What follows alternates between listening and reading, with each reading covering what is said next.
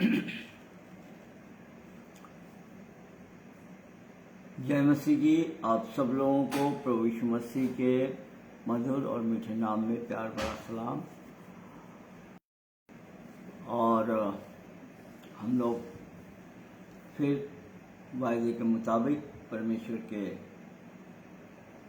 सिंहासन के सामने हैं और प्रभु भी अपने वायदे के मुताबिक जो है वो हमारे बीच में उपस्थित है। उसने अपने सिंहासन को हमारे बीच में लगाया है और जिस रीति से वो हमेशा हमसे अपने वचन के द्वारा बातें करता है, ठीक उसी रीति से प्रभु अपने मर्म, अपने भेद और अपनी सारी चीज़ों को हमारे ऊपर खोलता है, हमें बतलाता है और सांत्वना देता है ताकि हम गूढ़ रहस्यों को जानें। और जब तक प्रभु हमें नहीं बताएगा, जब तक परमेश्वर इसीलिए उसे शांति का दाता कहा गया है, तो जब तक वो हमें इन तमाम चीज़ों को अपने वचन के द्वारा नहीं बताएगा तो हमें सच्ची शांति जो है वो प्राप्त नहीं होगी। सो आइए हम छोटी सी प्रार्थना करें और फिर आगे वचन के अंदर जाएं। स्वर्गीय पिता, आपके कदमों में आते हैं प्रभु, धन्यवाद, स्तुति, तारीफ और प्रशंसा करते हैं फिर एक बार इस संध्या के समय में प्रभु आपके समक्ष। प्रभु जी, आप हमें लेकर के आए, इसलिए हम आपका धन्यवाद देते हैं, आपकी स्तुति करते हैं प्रभु जी। प्रभु अपने वेदों को खोलिए और अपने प्रकाशनों को हमें प्रकट कीजिए। हमारी दशा और दिशा पिता परमेश्वर आप तय करते हैं और आप बताएंगे और उसी के द्वारा पिता परमेश्वर हम समझ पाएंगे कि प्रभु जी आप हमसे कितना प्यार करते, क्योंकि भेदों का प्रकाशन तो आप अपने बच्चों पर खोलते हैं और भेद प्रभु आपके दासों और भक्तों पे खुलते हैं। आप कभी भी अपने बच्चों से बिगड़ छुपाए कोई कार्य नहीं करते, इसलिए प्रभु हम चाहते हैं कि आप उन भेदों और प्रकाशनों को हमारे ऊपर खोलें। अब हम आपके कदमों में आते हैं और इस प्रार्थना को हमारे उद्धारकर्ता प्रभु यीशु मसीह के नाम से मांगते हैं। दया से सुनो और ग्रहण करो और हम सब कहें आमीन, आमीन और आमीन। सो प्रियो, हम लोग पिछले दिनों के अंदर जो हम लोग अध्ययन कर रहे थे और बाइबल का अध्ययन जो है, और प्रभु ने बड़े इस गूढ़ टॉपिक को लिया है,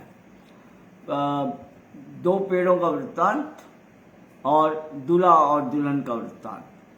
सो इस संसार के अंदर जब हम देखते हैं कि लोग अपने आप को बड़ा कुलीन समझते हैं और ये समझते हैं कि यस हम बहुत ही उच्च कुल से और इस रीति से, मतलब जो उन लोगों की एक मनुष्य की जो एक वो है अपने आप में एक तुलना या अपने आप को एक ऐसा पुरुष या एक ऐसी स्त्री साबित करना कि हम लोग बहुत ही कुलीन हैं।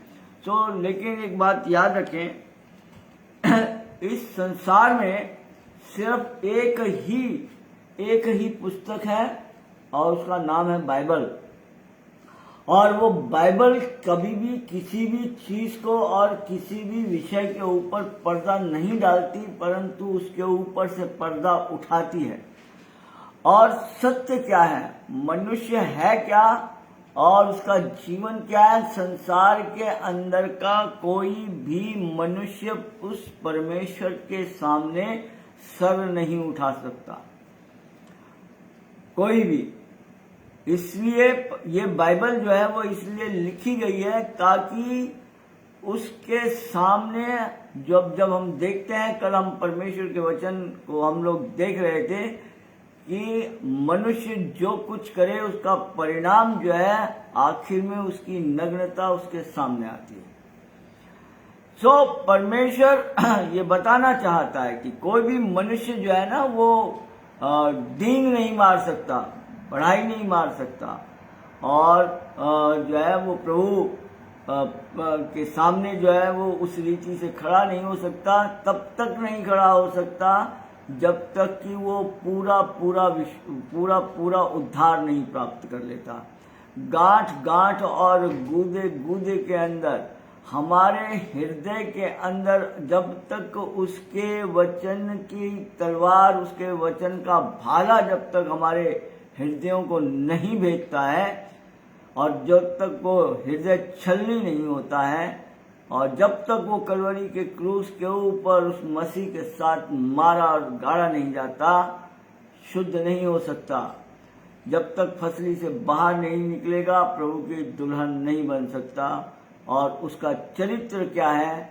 वास्तव में प्रभु ने एक परिवार की रचना किस रीति से की थी, और कैसे हम आगे, ये पूरी बाइबल जो है वो उसी के ऊपर आधारित है, एक दूल्हे और दुल्हन पर और दो पेड़ों पर। आज का जो विषय हम शुरू कर रहे थे वो है फल खाना। परमेश्वर ने कल जो है हमारे साथ के अंदर बातचीत की थी पेड़ के विषय के अंदर। पहले हमने जो है पेड़ देखा था, जीवन का वृक्ष जो यीशु मसीह। फिर हम कल देख रहे थे परमेश्वर के वचन के अनुसार लूसीफर, जो व्यक्तित्व को दर्शाता है। और उस व्यक्ति ने क्या किया? उस व्यक्ति ने एक सुंदर परिवार के बीच के अंदर, जब हम बाइबल का अध्ययन करते हैं तो दूसरा अध्याय उसका 23वां वचन, उत्पत्ति दूसरा अध्याय उसका 23वां वचन हम लोग पढ़ेंगे। तब आदम ने कहा, अब ये मेरे हड्डियों में की हड्डी और मेरे मांस में का मांस है, इसलिए इसका नाम नारी होगा, क्योंकि ये नर में से निकाली गई है। देखिए, दुल्हन का जो स्वरूप है, और परमेश्वर के वचन से हम लोग बार बार देख चुके हैं कि प्रभु की दुल्हन नर और नारी दोनों हैं। लेकिन फॉर एग्जाम्पल, जो नारी का जब शब्द जब आता है या स्त्री का जब शब्द आता है तो वो कलीसिया को रिप्रेजेंट करती है, और इस संसार के अंदर एक परिवार को भी रिप्रेजेंट करती है। तो संसार में का एक परिवार, आत्मिक परिवार की प्रभु के दुल्हन की, प्रभु के दूल्हा और दुल्हन की छाया है, मतलब उसके अंदर परिपूर्णता है। और पृथ्वी पर का जो परिवार है वो एकमात्र छाया है। ओके, उसने कहा ये मेरी हड्डी में की हड्डी, मांस में का मांस होगा। और इसकी रचना किसने की? परमेश्वर ने की। तो यहाँ पर इस समय इस परिवार के अंदर ये दोनों परमेश्वर के हाथों से रचे गए, और प्रभु ने उनको आशीष दी।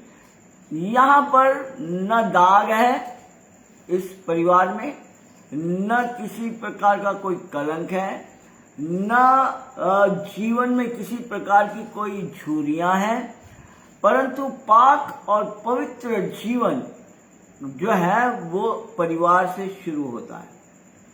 अब जैसा कि हमने देखा, परमेश्वर ने हमें बताया कि लूसीफर जो है वो इस परिवार की, इस दूल्हा और दुल्हन की सेवा से टल गया।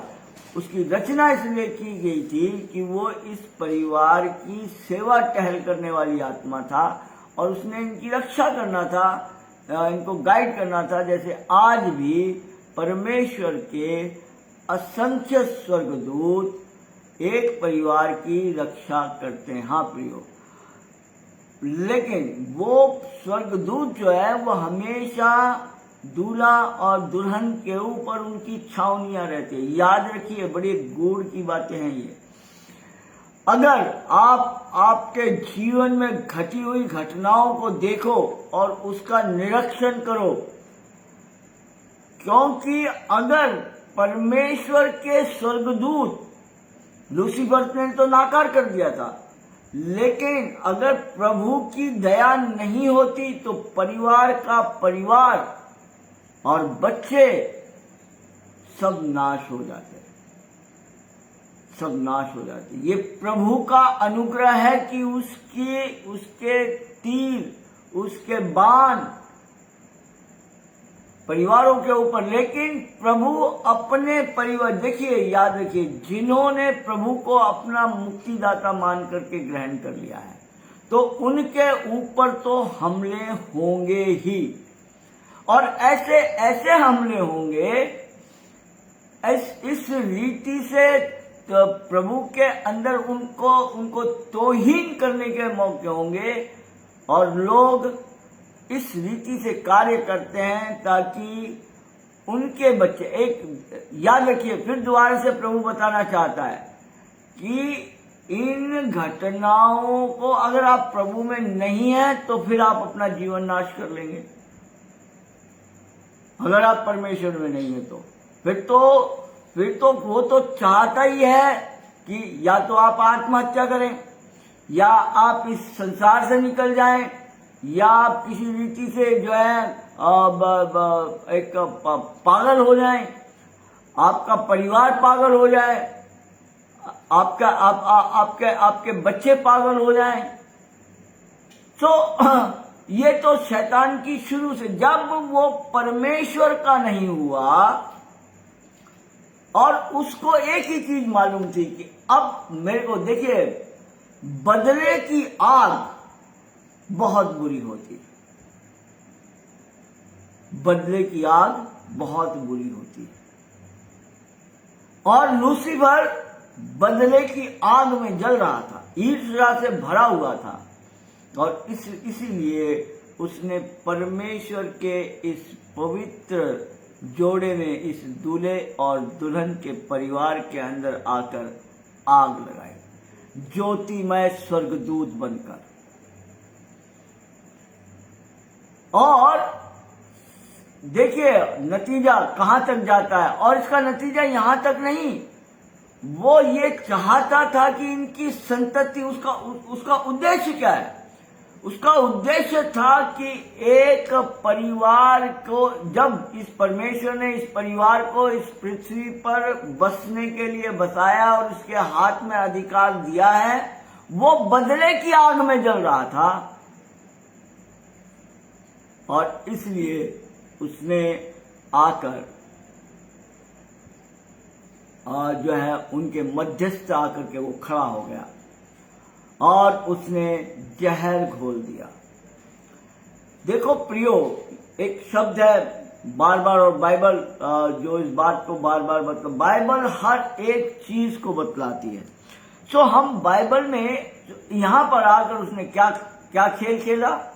उसने यही खेल खेला जो हम दो पेड़ों के बारे में देख रहे थे पिछले दिनों के अंदर, एक जीवन का पेड़, एक अच्छे बुरे ज्ञान का। परमेश्वर ने कहा था तुम संगति नहीं करना, जिस दिन करोगे उसी दिन मर जाओगे। लेकिन हम लोग देखते हैं कि परमेश्वर ने मनुष्य को स्वतंत्र इच्छा दी है। जैसी इच्छा लूसीफर को स्वतंत्र इच्छा दी थी, जैसा लूसीफर परमेश्वर के दिए हुए दान स्वतंत्र इच्छा का गलत उपयोग करके परमेश्वर से ही विद्रोह करने के लिए स्वर्ग पर चढ़ गया। और हमने पिछले संदेश के अंदर प्रभु के द्वारा देखा था कि वो कैसे गिराया गया। वो इब्लीस, वो शैतान जो स्वर्ग में मिकाएल स्वर्गदूतों के साथ जब लड़ाई हुई पृथ्वी पे गिरा, वो पुराना सांप, वो पुराना अजगर अब ये मौजूद है वहां पर।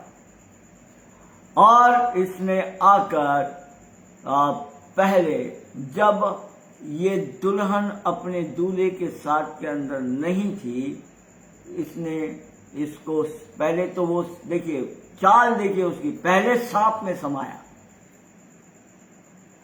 और सांप में समा करके, है ना।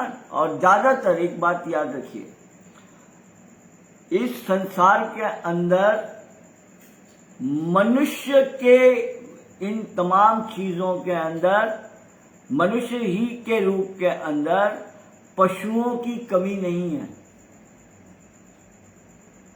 पशुओं की कमी नहीं। और नाग और नागिनों की भी कमी नहीं है। जो लोग कहते हैं ना इच्छाधारी नाग और नागिन, वो मनुष्य, और बाइबल उस चीज का पर्दाफाश करती है, सांप का वंश।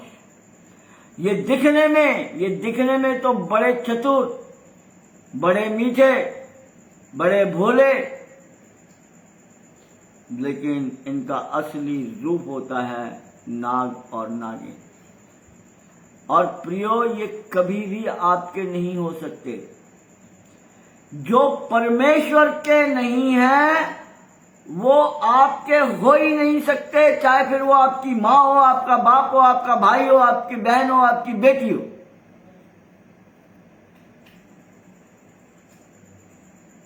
ऐसे लोगों से सावधान, परमेश्वर का वचन हमें बतलाता है। क्योंकि आज संध्या के समय ही दो सेवक आए थे, उनसे बातचीत चल रही थी। बाइबल कहती है पापी पश्चाताप करके प्रभु के पास में आ सकता है, लेकिन दुष्ट कभी नहीं आ सकता। और अगर आ भी गया तो स्वर्ग के राज में कुटिलता ही करेगा, कुटिलता ही करेगा। इसलिए परमेश्वर हमें बार बार, और हमें ताड़ना भी देता हम पर, जो है, क्योंकि प्रभु है हमारा, वो हमारा पति है, और पति को अधिकार है अपनी दुल्हन को अपने पास लाने के लिए कि वो ताड़ ना दे। परमेश्वर, पति का अर्थ लोग जो है बहुत गलत, सिर्फ हस्बैंड और वाइफ बन करके एक दूसरे के जिस्म के ऊपर ही अधिकार को प्राप्त करना, उसका वो अर्थ नहीं है। पति का मतलब होता है अधिकार किस चीज, हर बात के अंदर। पति एक पिता का रोल अदा करता है, डांट कर, फटकार कर,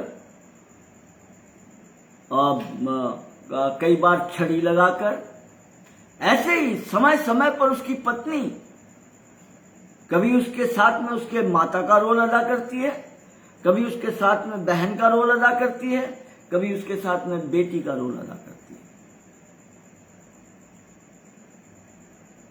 जीवन की इस गाड़ी के अंदर हम देखते हैं कि जब एक समय आता है, देखिए, आत्मा बलवान है लेकिन शरीर दुर्बल है। एक समय आता है कि पति अपनी पत्नी की गोद में सर रखकर लेट जाता है, और वो माता के समान वही दुलार जो कभी उसने माँ के आंचल से पाया था, उसी दुलार को और उसी प्यार को वो पत्नी से पाता है।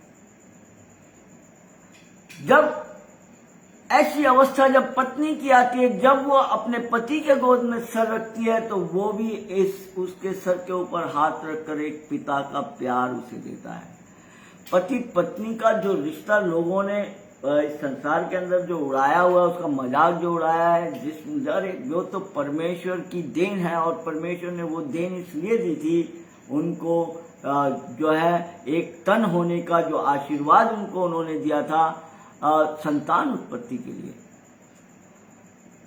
वो कोई घृणित कार्य नहीं है, लेकिन वो घृणित तब हो जाता है कि जब हम, प्रभु बहुत जल्दी हम लोगों से बातचीत करेगा, और कुछ चीजें ऐसी हैं जिसके ऊपर लोग प्रभु चाहता है कि पूरी रीति से प्रचार हो, और लोग उसको दबा करके रखते हैं। शायद वो इन बातों को घृणा की बात समझते हैं, लेकिन प्रभु कहता है कि सच्चाई को आपने लेकर आना चाहिए। इसलिए अगर प्रभु चाहेगा, इन दिनों में बातचीत कर रहा है, जिस दिन प्रभु चाहेगा हम वाइफ, नाइफ और वाइन,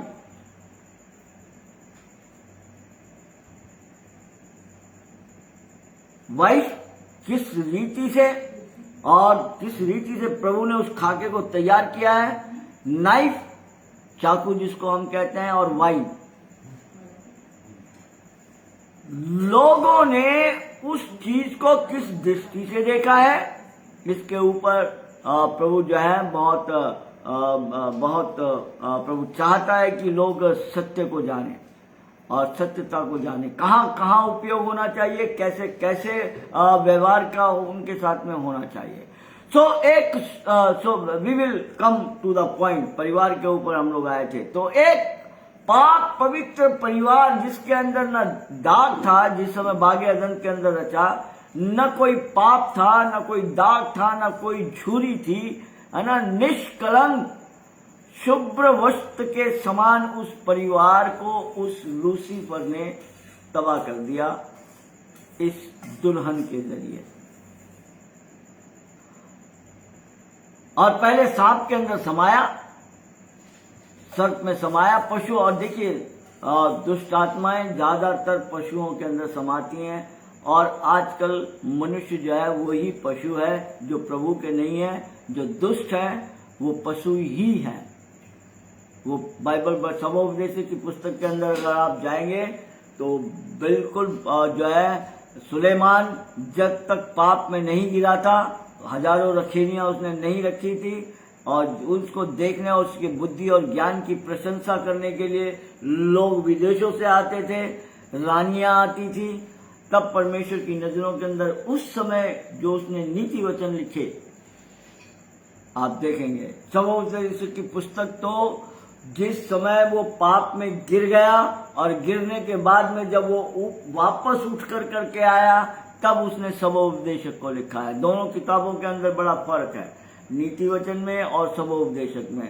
पाप में गिर जाने के बाद जब वो उठता है तब सबोपदेशक लिखता है, जब वो चेत जाता है तब वो प्रभु के पास में आता है, और उसके अंदर वो अपना दोनों भाषण जो दोनों चीजें जो उसने लिखी हैं, जब आप वचन को पढ़ोगे, एक जगह वो लिखता है सब कुछ व्यर्थ ही व्यर्थ है और हवा को पकड़ना है।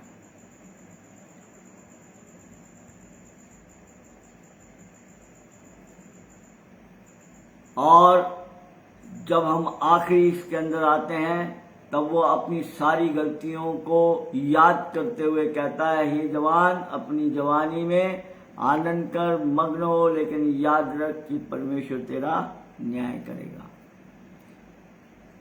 और वो उस समय जब वो उठ करके वापस जब परमेश्वर के पास लौट करके आता है, सो प्रियो, यहाँ पर उसने जहर घोल दिया और कहा, देखिए उसका इंटेंशन क्या था।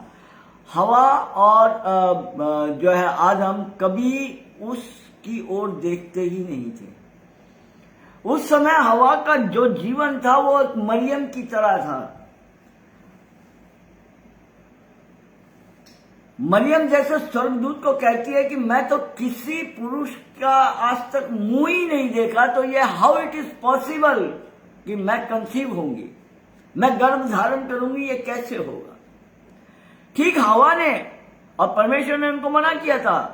आदम साथ साथ में रहता था, कभी उसके तरफ उन्होंने देखा भी नहीं, लेकिन इंटेंशन अभी सांप वहां पर जोर से कहता है, क्या एक आवाज, हवा गुजर रही है, एक आवाज आती है अचानक, क्या परमेश्वर ने सच में तुमको बोला है? सच में, इन रियल। डाइवर्ट किया उसको। जैसे ही उसको डाइवर्ट किया उसने देखा, और फिर क्या देखा उसने दूसरा कुरिन्थियों 11 अध्याय के अंदर का वो स्वर्गदूत देखा, जो ज्योति, वो इब्लीस देखा जो ज्योतिमय स्वर्गदूत का रूप धारण करता है। अब यहां सिर्फ मरियम और हवा के अंदर इतना सा ही फर्क है। उसने उस स्वर्गदूत को यहोवा परमेश्वर, ऑल इन ऑल, जिसने सारी चीजें रची, उसने सोचा ये यहोवा परमेश्वर।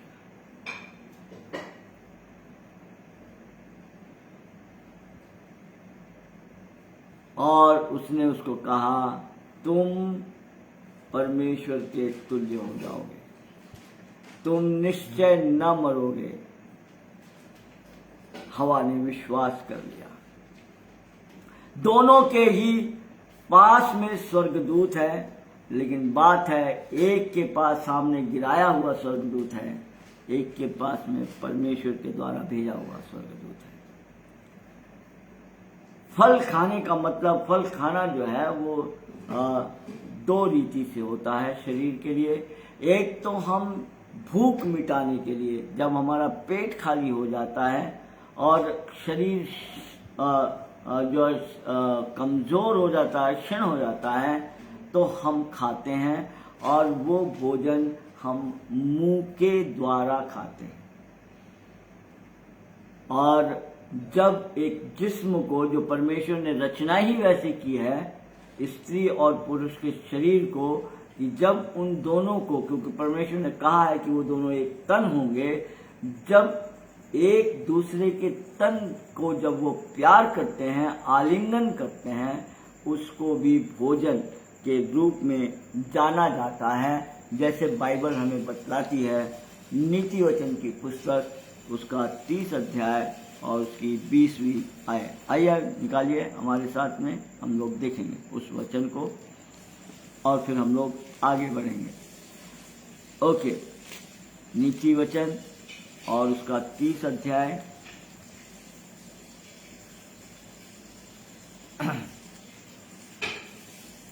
नीति वचन और उसका 30। अब आप लोगों से अनुरोध है कि आप अपने अपने शास्त्र निकाल करके बैठें और देखें कि क्या यह बात ऐसी की ऐसी है कि नहीं। व्यभिचारिणी की चाल भी वैसी है कि वो भोजन करके मुंह पोंछती है और कहती है, मैंने कोई अनर्थ काम नहीं किया। मैंने कोई, व्यभिचारिणी स्त्री की चाल भी वैसी है, वो भोजन करके मुंह पोंछती है और कहती है, मैंने कोई गलत कार्य नहीं किया।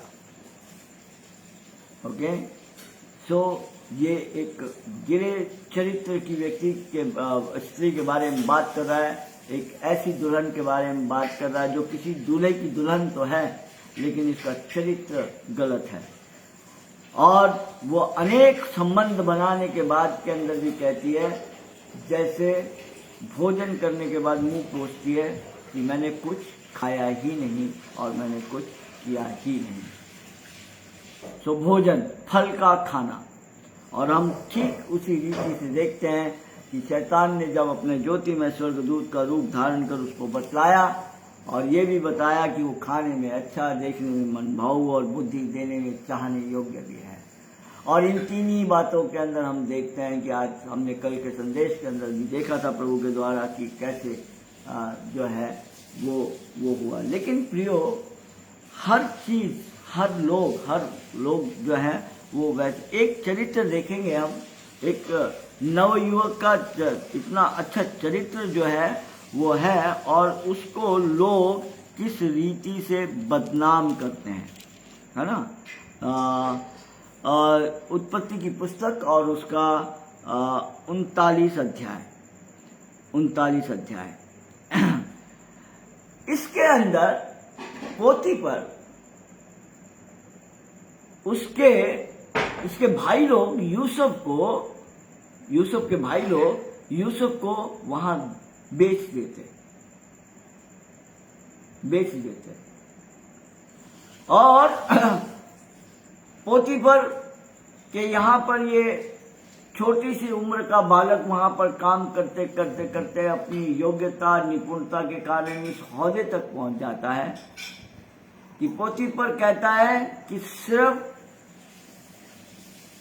मेरी पत्नी और ये राजगद्दी, इसी के ऊपर तेरा अधिकार नहीं है, बाकी तू जो कुछ करेगा वो सब कुछ। क्योंकि जैसे दानियल में परमेश्वर की आत्मा निवास करती थी, वैसे यूसुफ में परमेश्वर की आत्मा निवास करती थी।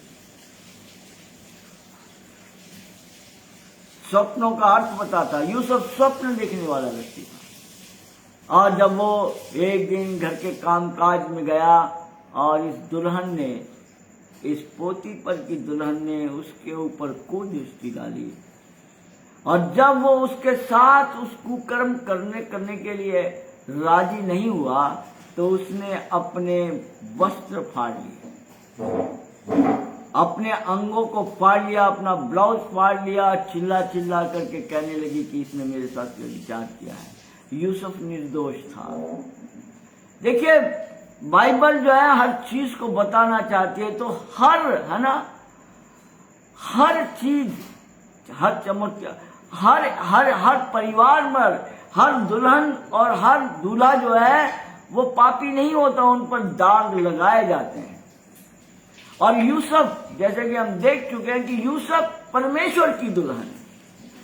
अब यहां पर इस दुल्हन के ऊपर भी व्यभिचार का आरोप लगा हुआ है, और आरोप लगाने वाली कौन है? पोतीफर की दुल्हन। और जब उसके ऊपर कपड़े फाड़ दिए गए तो वो तो प्रूफ हो गया, और जितने लोग वहां थे उन्होंने गवाही दी कि हाँ, इसने जो है पोतीफर की, इस सेनाधीश की, इस राजा की पत्नी के साथ गलत कार्य किया है। बेचारे को उठा करके जेल में डाल दिया गया, साबित कर दिया गया कि ये व्यभिचारी। परमेश्वर का धन्यवाद हो उसकी इस पुस्तक के लिए। ये बहुत से लोगों के जीवन के अंदर, पति पत्नियों के जीवन के अंदर सांत्वना, सच्ची सांत्वना देने का, प्रदान का कार्य करता है। क्योंकि लोगों के जीवन वैसे नहीं होते हैं, लेकिन कुछ लोग उन तमाम चीजों के ऊपर, उनके ऊपर उसको सौंपते हैं। ओके, नाउ हम लोग आगे बढ़ेंगे और परिवार के बारे में देखेंगे कि परिवार में उसने सुंदर, पवित्र, जिसमें न दाग था न झुर्रियां थी, ऐसे परिवार का उसने उसकी रचना की। लेकिन लूसीफर ने इस कार्य को किया। परमेश्वर इस बात को जानता है। वो कहता है, मैं डरता हूं कि जैसे हवा बहकाई गई वैसे कलीसिया बहकाई ना जाए, प्रभु की दुल्हन बहकाई ना जाए। सो हम लोग इस स्टडी को, परमेश्वर जो है हमें इस स्टडी को, इसलिए इस अध्ययन को इसलिए कराना चाहता है ताकि हम इन तमाम चीजों को देखें। ओके, अब 3 प्रकार से व्यभिचारी जीवन होता है। 3 प्रकार से। एक होता है शारीरिक, दूसरा होता है मानसिक, और तीसरा होता है आत्मिक।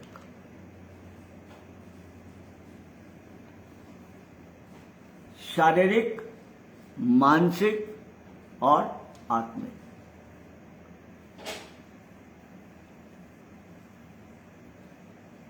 शारीरिक के बारे में हमने उत्पत्ति 3:2 में देखा, 2:23 में देखा, सॉरी 2:23, उत्पत्ति 2:23 में, जहां आदम बड़े गर्व के साथ कहता है, ये मेरे हड्डी में की हड्डी, पवित्रता का, पाक पवित्रता का जीवन।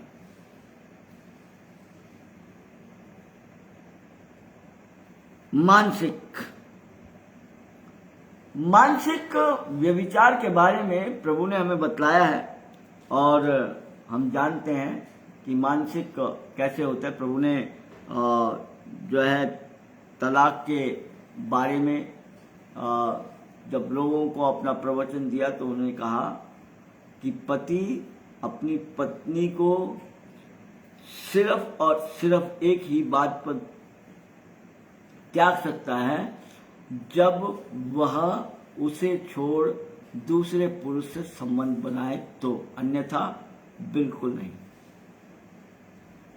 और फिर दूसरा उसने आगे चल करके कहा कि मैं तो ये भी कहूं, फिर व्यभिचार के ऊपर उसने कहा, मैं ये कहता हूं कि अगर कोई कुदृष्टि डाले। प्रभु ने वो बातें उस समय कही थी, लेकिन आज इस विज्ञान के और टेक्नोलॉजी के युग के अंदर जहां हम आमने सामने एक दूसरे को देख पा रहे हैं, ठीक उसी रीति से मानसिकता का आज जवान, नौजवान बेटे और बेटियां जरूर इस बात को ध्यान रखें। ये मानसिक व्यभिचार कैसे होता है? वीडियो क्लिप के द्वारा होता है, ऑडियो में मैसेज, मैसेंजर, इन तमाम चीजों के बारे में होता है। सावधान रहें, सावधान रहें इन तमाम चीजों से। लूसीफर अपना हर हथकंडा एक दूसरे के ऊपर अपनाता है। ये जो 6x3 का जो स्क्रीन है, ये कईयों के जीवन के अंदर बहुत घातक भी साबित होता है, कि क्योंकि इसके अंदर बहुत सी ऐसी चीजें, और विशेष करके आप याद रखिएगा, जहां परमेश्वर का कार्य होता है वहीं बीच के अंदर ये ऐसी चीजों को डाला जाता है। वहीं वो लोग जो दुष्ट लोग हैं, ऐसी कुराफाती हरकतें जो हैं वो परमेश्वर के इन तमाम चीज़ों में करते हैं। सो एक पहली चीज़ हमने देखा कि शारीरिक के बारे में देखा, फिर हमने मानसिक रीति से देखा, जो तमाम दृश्यमान होते हैं, या तो हम किसी पुस्तकों के द्वारा, लेखों के द्वारा, है ना, या किसी मैसेंजर के द्वारा, मैसेज के द्वारा, और ये फेसबुक के द्वारा भी कई बार बहुत सारी चीज़ें जो हैं वो हमारे इसमें, तो ये मानसिक व्यभिचार की तरफ लेके चला जाता है। मेरे साथ नीति वचन की पुस्तक निकालें, उसका 7वें अध्याय में हम लोग आएंगे। कुछ बातें प्रभु हमसे जो है वो करना चाहता है, क्लियर करना चाहता है, ताकि हम इन बातों को थोड़ा गहराई के अंदर हम लोग जा कर के हम लोग देख लें। नीति वचन की पुस्तक और उसका 7वां अध्याय।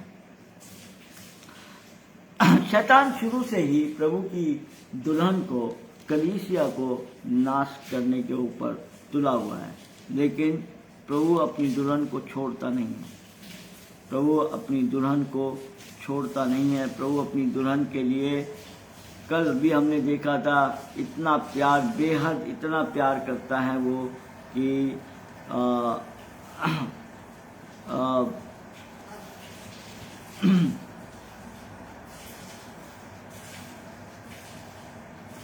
उसके लिए अपना प्राण भी उस कलवरी के क्रूस के ऊपर वो देता है। ओके, सो नीति वचन 5 में लिखा है ना, एक ऐसी दुल्हन और एक ऐसे दूल्हे से। देखिए, वचन 2 धारी तलवार है। अगर वो स्त्री के बारे में अगर संबोधित करता है तो उसका सेम मीनिंग, क्योंकि वचन 2 धारी तलवार है, इसका मतलब सेम चीज वो पुरुष को स्त्री से और स्त्री को पुरुष से करने का हुक्म देता है। जैसे अगर वचन में लिखा है कि पुरुष स्त्री के कपड़े न पहने या स्त्री पुरुष के कपड़े न पहने, दोनों के लिए बराबर है ना। तो स्त्री ने पुरुष के कपड़े नहीं पहनने चाहिए और पुरुष ने स्त्री के कपड़े नहीं। वचन जो है वो 2 धारी तलवार है। ऐसी स्त्री से दूर है, इसका मतलब ऐसे पुरुष से भी दूर है। उसकी डेवड़ी के पास भी न जाना, कहीं ऐसा ना हो कि तू यश औरों के हाथ और अपना जीवन क्रूर जन के वश में कर दे। ओके, अब और आगे थोड़ा सा हम देखेंगे इसके बारे में। परमेश्वर वचन ये कहता है कि इसलिए आपको इस परमेश्वर का वचन, इससे बड़ा गुरु कोई नहीं हो सकता, इस वचन से बड़ा गुरु कोई नहीं हो सकता। इसलिए कहता है, मैंने अपने गुरुओं की बात न मानी और अपने सिखाने वाली की ओर ध्यान न लगाया। देखिए, लोग अक्सर वहीं फंस जाते हैं। प्रथम परिवार बर्बाद इसीलिए हुआ कि उसने बागे अदन के अंदर परमेश्वर की कही हुई बात, है ना, वचन ही सबसे बड़ा गुरु है। और इस संसार के अंदर अगर किसी मनुष्य को अपना गुरु बनाओगे तो गुड़ बन जाओगे और गड्ढे में चले जाओगे। लेकिन परमेश्वर को और परमेश्वर के वचन को अगर आप अपना गुरु बनाओगे और इसकी शिक्षाओं के ऊपर अगर आप चलोगे तो लूसीफर की हैसियत नहीं है, क्योंकि असंख्य स्वर्गदूत इस सुंदर से परिवार, आपके पति पत्नी और आपके बच्चों के जीवन पर छावनी किए रहते हैं और वो हमेशा उनको बचाता है। ओके, आगे पढ़ेंगे। प्रभु थोड़ी सी एक परिवार को, एक दूल्हा और दुल्हन को जो है वो एक संदेश देता है। तू अपने ही कुंड से पानी और अपने ही कुएं के सोते का जल पिया करना। क्या तेरे सोतों का पानी सड़क में और तेरे जल की धारा चौकों में बह जाने पाए? यह केवल तेरे ही लिए रहे और तेरे संग औरों के लिए न हो। तेरा सोता धन्य रहे और तू अपनी जवानी की पत्नी या जवानी के पति के साथ आनंद से रहे।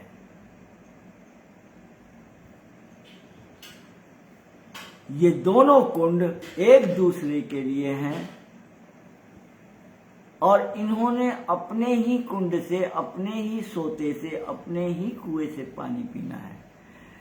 ये ही परमेश्वर के पवित्र जन एक साथ आ सकते हैं, दूसरे नहीं। आज हम इस संसार के अंदर देखते हैं, है ना, असंख्य पत्नियां बनाने वाले लोग, असंख्य पति बनाने वाले लोग। प्रभु कहता है मत सोचो कि तुम बहुत कुलीन हो। परमेश्वर के वचन ने बड़े साफ रीति से हमें बतलाया है कि हमारी जो आदि माता है और हमारा जो आदि पुरुष है, शैतान के कारण 4000 वर्ष तक जो लोग इस संसार के अंदर आए, वो एक गिराए हुए परिवार के द्वारा ही आए। कोई कुलीन नहीं, कोई कुलीन नहीं। इवन जब आप मत्ती रचित सुसमाचार के अंदर आएंगे और प्रभु यीशु मसीह की जेनेलॉजी को देखेंगे, तो उस जेनेलॉजी के अंदर 4 स्त्रियां हैं और उस 4 स्त्रियों के अंदर 2 वेश्याएं हैं। लेकिन इसका मतलब ये नहीं, प्रभु ये बतलाना चाहता है कि हे दुल्हा और हे दुल्हन, तुम जो व्यभिचार करते हुए आए हो,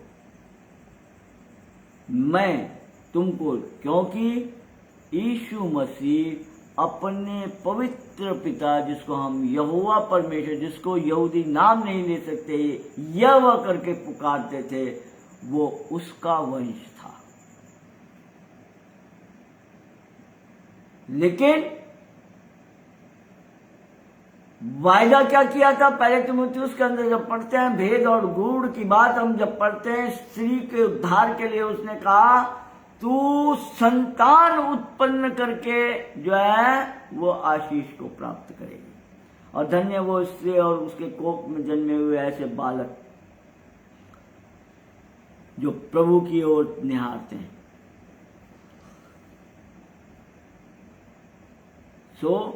उसी बात को उसको पूरा करना था।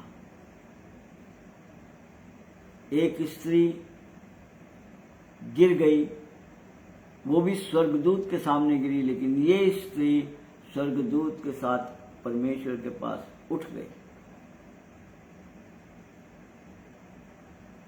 प्रियो, अब इस आत्मिक विचार के चित्र को प्रभु ने चाहा तो हम कल सविस्तार देखेंगे, और इसके अंदर बहुत बड़ी भेद की बातें छुपी हुई हैं, और उनके एक एक वचनों के ऊपर हम लोग जो है उसके ऊपर हम लोग ध्यान देंगे, आत्मिक व्यभिचार क्या होता है। प्रियो, कई बार हमारे जीवनों के अंदर और हमें निहारना चाहिए कि हम लोग कौन हैं, क्या हैं, और हमारी उत्पत्ति कैसे है। न अगर हम कुलीन होते, बड़े पाक साफ और सुंदर होते, तो यीशु मसीह को इस दुनिया में आने की आवश्यकता नहीं थी, और मुझे और आपको अपनी दुल्हन बनाने की आवश्यकता नहीं थी, क्योंकि यही बात प्रभु हमको बतलाना चाहता है। और जब तक इंसान इन भेद भरी बातों को, जो अपने आप को समझता है मैं तो बहुत बड़े उच्च खानदान से, मैं राजा रजवाड़ों से, मैं ऐसा, मेरे इतने पुरखे मेरे ऐसे थे, तो ये सब परमेश्वर का वचन हमें धूमिल करता है। ऐसा कुछ नहीं है। प्रभु बतलाता है यह सारी चीजें इसलिए हुई क्योंकि दूल्हे को आना था अपनी इस दुल्हन को बचाने के लिए। इसलिए 4000 वर्ष तक यह सब आडंबर और व्यभिचार का खेल चलता रहा, और आज भी चलता आ रहा है। आदम के वंश को इब्लीस सिर्फ एक ही रीति से बहका सकता है, और वो है व्यभिचार। इसलिए प्रभु के वचन के अंदर बार बार हमें बतलाता है, तुम प्रभु की देह हो, अपने आप को उन तमाम चीजों से दूर रखो। और अगर शैतान तुम्हें यूज करके बदनाम करने की कोशिश करता है, तो उसकी चालों को भी जानो, फंसने की कोशिश मत करो। प्रभु जानता है सारी बातों को। प्रभु अगर सारी बातों को न जानता होता तो यूसुफ बरी ना होता। बेचारे को बेमतलब के अंदर जो है ना ताड़ना दे करके, कितना उसके साथ में ताड़ना हुई होगी उसको जेल, लेकिन परमेश्वर के वचन ने सत्य साबित किया कि वो व्यभिचारी नहीं था, उसने पोतीपर के स्त्री के साथ कोई गलत कार्य नहीं किया था। तो प्रियो, प्रभु हमें ये बतलाना चाहता है कि मैं तुम्हारे लिए आया हूँ, और प्रभु की दुल्हन जो उसे और अटैक और हमले सिर्फ उन्हीं परिवारों पर होते हैं जो प्रभु के साथ लिप्त होते हैं। प्रभु की दुल्हन के ऊपर ही जो है वो कीचड़ उछाला जाता है ना। लेकिन कुछ भी करें, है ना, सूरज के सुप्रताप को जाने विश्व तमाम, और सूरज कभी नहीं कहता कि सूरज मेरा नाम। चाहे जितना मर्जी परमेश्वर के दासों पर, भक्तों पर हमले हों, परिवारों पर हमले हों, लेकिन उसके बच्चे आकाश मंडल के अंदर तारों की तरह चमकते ही रहेंगे। आप लोग उन्हीं में से एक हैं, आपका परिवार भी उन्हीं में से एक है। आपका दूल्हा प्रभु यीशु मसीह है जो आपको लेने के लिए आ रहा है, और उसने आपसे इतना प्यार किया कि उसने हद कर दी।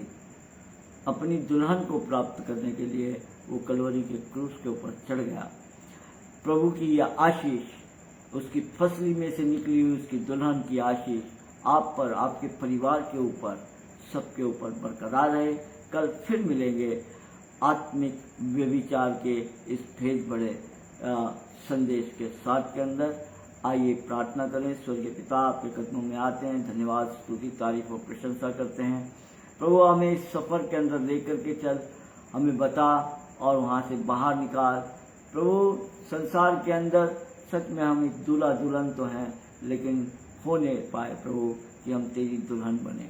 पाक पवित्रता के जीवन में ला, उस गिराए हुए जीवन से उठाकर पिता परमेश्वर, जैसा तूने कहा है कि मैं तुझे, तेरे घराने को आकाश मंडल के तारों की चमक के समान विराजमान करूंगा। प्रभु उस आशीष को बरकरार रहने दे। हर एक के पास आज इस संसार के अंदर शैतान के हमलों से पिता परमेश्वर तिलमिलाए हुए और चोट खाए हुए, जख्म खाए हुए बहुत सारे लोग होंगे, उनके लिए भी हम प्रार्थना करते हैं। प्रियो, मैं प्रार्थना करता हूँ, आपको बताता हूँ, आपका परमेश्वर जिंदा है। शैतान के हमलों से घबराइए मत। वो हमले तो करेगा, लेकिन प्रभु अपने असंख्य स्वर्गदूतों के साथ, जैसे उसको मिखाएल स्वर्गदूत और स्वर्गदूतों ने हरा कर गिरा दिया गया, आपके सामने भी, आपके सामने प्रभु उसके सर को कुचलेगा, वो हराया जाएगा, वो मात खाएगा, वो मात खाएगा। प्रभु ऐसे परिवार जो मानसिक रीति से, शारीरिक रीति से पीड़ित हो, हम प्रार्थना करते हैं प्रभु वो शांति जो दुनिया की समझ से बाहर है, उन शांति से उनको मालो माल करिए। प्रभु प्रार्थना करते हैं हमारे देश के लिए, देश के नेताओं के लिए। हम प्रार्थना करते हैं प्रभु हमारे राज्यों के लिए, राज्य के नेताओं के लिए, तीनों सेनाओं के लिए, पैरा फोर्सेस, मिलिट्री, डॉक्टर्स, प्रभु तमाम हॉस्पिटल्स, तमाम सहकर्मी, सभी के लिए प्रार्थना करते हैं। बिस्तर पर तड़पते हुए उन रोगियों के लिए प्रार्थना करते हैं। जवान बेटे और बेटियों के लिए प्रार्थना करते हैं। पिता परमेश्वर, पाक पवित्रता का घुटनों भरा जीवन, प्रभु तेरे वचनों की भूख और प्यास का जीवन आप उन्हें दीजिए। पिता परमेश्वर, प्रार्थना करते हैं इस समय हम प्रभु अनाथ बच्चे भी औरतों के लिए, प्रभु उनके तन को ढकिए और उनके थाली में आप रोटी प्रदान कीजिए। इतना ही नहीं प्रभु जी, आज जिन परिवारों के प्रियजन से हमेशा के लिए जुदा हो गए हैं, उन परिवारों को भी याद करते हैं, उनके आंसू पोंछिए प्रभु, और वो शांति जो दुनिया की समझ से बाहर है उससे उनको मालो माल कीजिए। जितने विश्व में जितने भी लोग यात्रा पर हों प्रभु, चाहे वो हवाई यात्रा में हो, जल यात्रा में हो, चाहे वो सड़क में हो, चाहे वो रेल यात्रा में हो, उनकी यात्रा को सफल कर, क्योंकि उनके प्रियजन उनके आने का इंतज़ार कर रहे हैं। प्रभु जी, आपने हमारी प्रार्थनाओं को सुना, इसलिए हम आपका धन्यवाद देते हैं, आपकी स्तुति करते हैं। अब हम सब आपके चरणों में आते हैं प्रभु।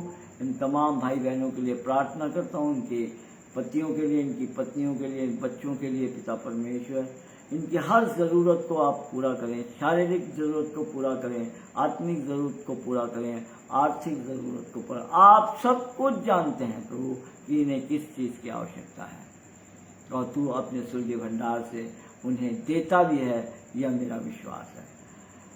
अब इस प्रार्थना को हमारे उद्धारकर्ता प्रभु यीशु मसीह के पाक पवित्र और मीठे नाम से मांगते हैं। दया से सुनिए और ग्रहण करिए प्रभु, और हम सब अपनी अपनी जगह से अपने अपने स्थानों से कहें आमीन, आमीन और आमीन। कल फिर ठीक शार्प 9 बजे आत्मिक जो द्वंद्व है, आत्मिक जो लड़ाई है ना, उसको देखेंगे। आज हम शारीरिक मानसिक को देख पाए थे, अब हम आत्मिक और इस विचार के इसको देखेंगे, और फिर परमेश्वर के उस प्यार को देखेंगे कि वो हमें कैसे बचाता है। अपनी दुआओं में याद रखें। कल फिर मिलेंगे शार्प 9 बजे। God bless you, God bless you, God bless you.